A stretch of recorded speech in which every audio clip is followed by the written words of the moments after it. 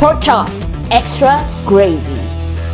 The smell is incredible. I'm so hungry. Hey guys, welcome back to Cook It Yourselves, where I'll teach you to cook it yourself. Today we'll be making pork chop with gravy, and we have here some Canadian pork chop, 300 grams of water, some Sichuan peppercorns, bay leaves, rosemary and caraway seeds. So I'm just going to build a brine for the pork chop. We're going to let it brine for a day before we even get back to it. You can use whatever herbs and spices you can find in your pantry, honestly. So let's get to the brine. What you need is a Ziploc bag. What we're doing here today is a 2% brine. So with 300 grams of water, that would mean 6 grams of salt. Got my pork. This is about 400 grams of pork. Personally, I prefer something with a bit more fat on the cap, but this was all that was available at the butcher. I would recommend that if you get your butcher to cut you a slice, tell them not to trim the fat. The first things first, we're gonna bag our pork. I'm just gonna put my pork in.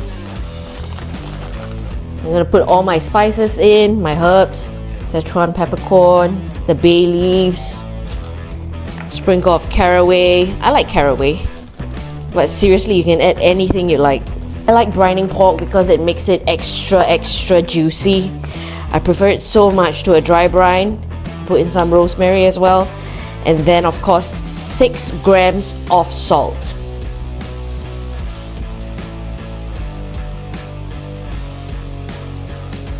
Now I've poured the water in. We're gonna seal it up.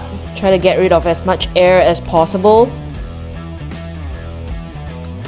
And we're gonna shake it up to make sure that salt is all dissolved. And there you have it, your pork in brine. So this will brine for up to a day, or at least a day.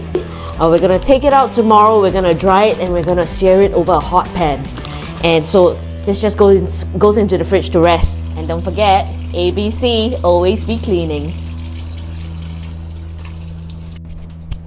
One day later, and now we have our pork. It's back, it's juicy, it's so tender, and we're gonna take it out and we're gonna cook it. Got some paper towels ready. I'm gonna take it out, I'm gonna give it a good tap. I'm gonna drain it and let it get all dry.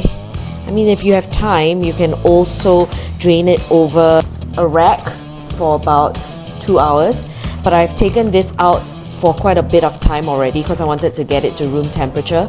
So it's very important to take your pork out at least 2 hours before you want to cook it. Now that we've dried it, we're gonna heat up a pan and let it get hot. I'm not gonna add any oil. I want to put it fat side down, let the fat render a little bit, and then we'll flip it on each side. We'll see how long it takes. Now that our pan is very hot, we're gonna put our pork in.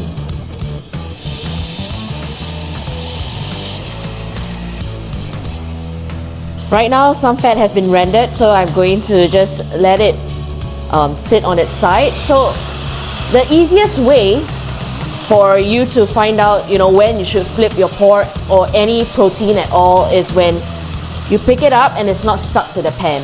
That's the right time to flip. So I'm choosing to use a higher pan with higher walls, so that there's not so much splash. Yeah, if you like that, go ahead.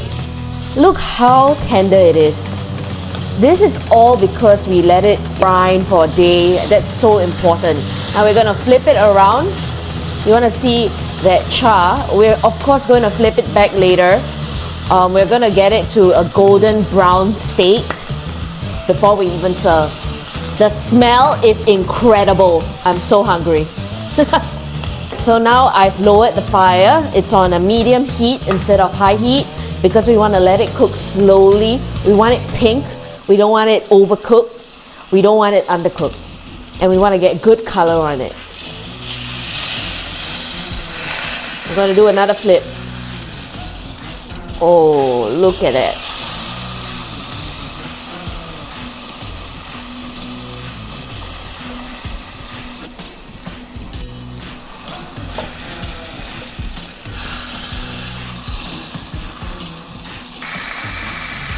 So it's been about 15 minutes and now we are ready to take the pork out and let it rest for 20 minutes before we cut. The pork that I'm using today is about 300 grams, so that's pretty hefty. So we gotta cook it for a bit longer, which was why it took 15 minutes, either 15 to 20 minutes depending on the kind of doneness you like for pork. I like when it's still a little bit pink inside, and I am okay with that because I bought this at a very good butcher. We're gonna let it rest for 20 minutes. 20 minutes of resting and we're ready. Gravy on top. And now let's taste. First bite. Oh, look at that.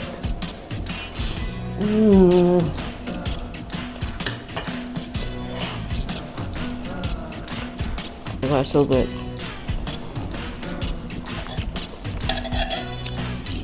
Just done.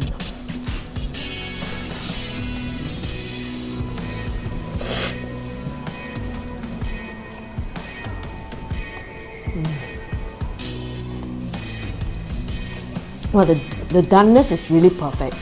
I'm so shocked. I've never fried a pork chop that was this thick. Now I only want to eat thick pork chops.